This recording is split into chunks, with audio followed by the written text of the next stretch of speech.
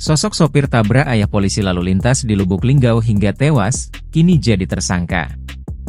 Irwantoni 45 tahun, sopir yang menabrak Talimin, ayah Bribda Fajri anggota polisi lalu lintas di Lubuk Linggau, Sumsel kini ditetapkan sebagai tersangka.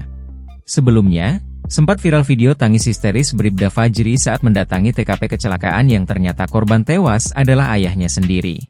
Kasat Lantas Polres Lubuk Linggau, AKP Marjuni menyampaikan sopir mobil Hino Lik truk tangki LPG ini ditetapkan tersangka pada Jumat, 4 Oktober 2024, sehari usai kejadian.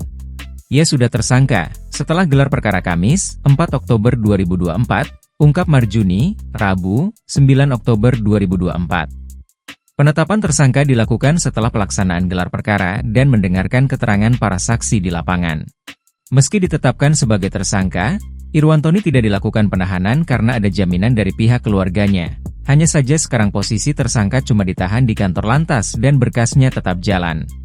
Marjuni menyampaikan kasus kecelakaan ini menjadi atensi dari Polda Sumsel. Bahkan dari Dirlantas Polda Sumsel turun ke lapangan melakukan cek lokasi. Saat disinggung apakah ada upaya damai kedua belah pihak, Satlantas Polres Lubuk Linggau menyerahkan kepada keluarga masing-masing.